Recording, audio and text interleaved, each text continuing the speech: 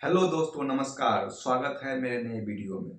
दोस्तों, आज मैं एक बहुत ही गंभीर विषय पे बात करने जा रहा हूँ, जो कि सभी विद्यार्थी जो भी एईडीओ की एग्जाम की तैयारी कर रहे हैं, वो इस बात का डिमांड कर रहे हैं कि एग्जाम का डेट एक्सटेंड होना चाहिए। ऐसा नहीं है कि वो ऐसे ही एग्जाम डेट बढ़ाना चाह रहे हैं। इस एग्जाम का डेट क्यों बढ़ना चाहिए, इस पे मैं अभी बात करने जा रहा हूँ। मेरे साथ अभिषेक गिरी जी हैं, जो आपको एक्सप्लेन करेंगे। दोस्तों, मैं आपको एक बात कहना चाहता हूँ। ये जो 10 जनवरी से इन्होंने एग्जाम के डेट को सुनिश्चित किया है, जो कि अभी संभावित है, इस दिन अगर देखा जाए हर साल बिहार के जो टेम्परेचर रहता है वो करीब 5 से 10 डिग्री के बीच में रहता है, जो कि कड़ाके ठंड मानी जाती है। और इस बीच में 9 से 10 लाख जो स्टूडेंट है मोबिलाइज करेंगे। आप जानते हैं कि बिहार का इंफ्रास्ट्रक्चर उस लेवल का नहीं है कि आपको जो डिस्ट्रिक्ट है उसमें उतने अच्छा लेवल का होटल मिल जाए, या फिर ठहरने का उचित प्रबंधन कम सुविधा में, मतलब कम पैसे में मिल जाए, क्योंकि स्टूडेंट को कम पैसा भी चाहिए, अच्छा सुविधा भी चाहिए। ऐसा बिहार में हमें बहुत कम जगह दिखाई देता है, अगर बड़ा बड़ा डिस्ट्रिक्ट को छोड़ दिया जाए तो। ऐसे में विद्यार्थियों के लिए एक बड़ी समस्या उत्पन्न हो सकती है इस एग्जाम के डेट को लेकर, क्योंकि कड़ाके की ठंड अगर किसी को जान ले लेती है, क्योंकि बहुत सारे स्टूडेंट ऐसे भी होते हैं जो ठंड के प्रति संवेदनशील होता है उनका शरीर, अगर ठंड मार देता है तो हो ना हो कहीं एक आध दो लोगों की मृत्यु हो जाए, तो ये सरकार के लिए या फिर आयोग के लिए एक दो नंबर सिर्फ होता है। लेकिन जिस परिवार में किसी बच्चे की क्षति हो जाती है, वो परिवार वाला ही जानता है कि क्या दर्द होता है। तो मैं आयोग से फाइनली ये गुहार करना चाहता हूँ, रिक्वेस्ट करना चाहता हूँ, क्योंकि आयोग विद्यार्थी की बात को सुनता है, समझता है। और रिक्वेस्ट ये है कि आप ये जो जनवरी की एग्जाम की तिथि है, कड़ाके ठंड की वजह से आप एक्सटेंड कर दे, तो ये स्टूडेंट के लिए बहुत ही बड़ा खुशखबरी होगा, उनके हित में होगा। और चूंकि आयोग उनके हित में ही काम करते हैं, मैं अभिषेक जी से इन मुद्दों पे कुछ सुझाव लेना चाहता हूँ। आपका क्या कहना है? देखिए, नमस्कार दोस्तों।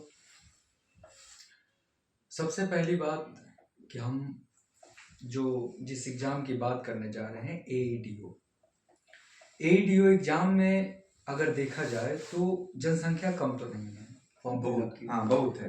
लगभग आप देखिए तो कम से कम 10 लाख मिनिमम बच्चे फॉर्म डाले हैं।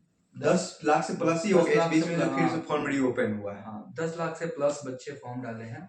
तो 10 लाख से अगर बच्चे प्लस फॉर्म डाले हैं तो मिनिमम 6-7 लाख बच्चे एग्जामिनेशन हॉल में बिल्कुल बिल्कुल, हाँ।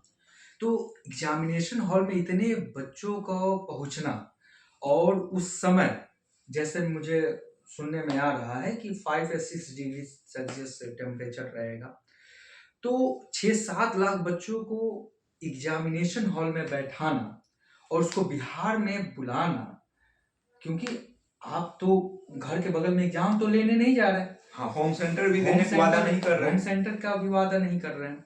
तो इसमें 2-3 फैक्ट पे मैं बात करूंगा। पहला फैक्ट तो ये है कि दिल्ली से, इलाहाबाद से या अदर स्टेट से जो बच्चे फॉर्म एग्जामिनेशन को फिलअप किए हैं वो जाएंगे देने।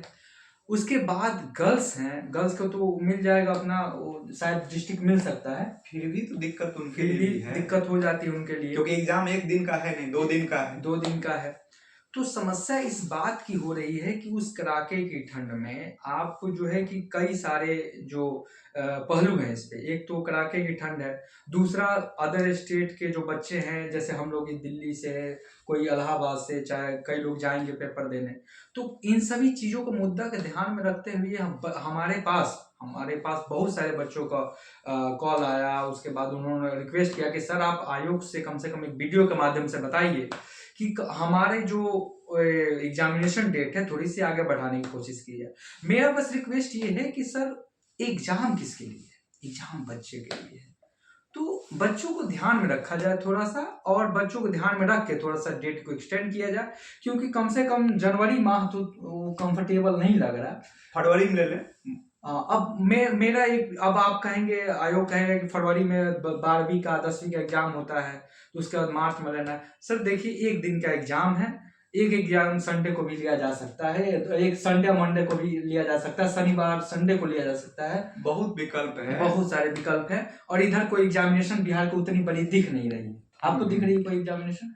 देखिए, आयोग अगर चाहे तो उनके बस में हर चीज हर है, एक हर चीज चीज है। पॉसिबल है। अगर जितने भी लोग देख रहे हैं इस वीडियो को, मैं उन सभी से रिक्वेस्ट करूंगा, कम से कम 1 लाख भी लोग, 10 लाख 11 लाख लोग फॉर्म भरे हैं, कम से कम 1 लाख भी लोग उनको मेल करें, यूट्यूब के माध्यम से उनके कमेंट करें, तो हो सकता है कि उनका दिल पिघल जाए और बच्चे के हित में निर्णय लेकर एग्जाम की डेट को एक्सटेंड कर दे, जो कि बच्चे के लिए बहुत ही बड़ी खुशखबरी होगी। क्योंकि ये ठंड अभी लग रहा है कि हम लोग घर में बैठे हुए मोटे मोटे चादर वगैरह रखे हुए हैं तो हमें पता नहीं चलता, लेकिन जब रोड पर उतरते हैं तो फिर पता चलता है कि ठंड अभी इस स्थिति में है, तो जनवरी के जो 10-12 तारीख है उसमें क्या होगी। तो दोस्तों, इसी मुद्दे पे हम बात करने के लिए आए हुए थे। आप लोग से रिक्वेस्ट है कि आप लोग मेल कीजिए बीपीएससी को, फोन कीजिए और उनके यूट्यूब चैनल पे अपना रिक्वेस्ट को डालिए, उनको समझाइए, बताइए कि हमारा एग्जाम को थोड़ा सा एक्सटेंड किया जाना चाहिए। धन्यवाद दोस्तों, मिलते हैं नेक्स्ट वीडियो में।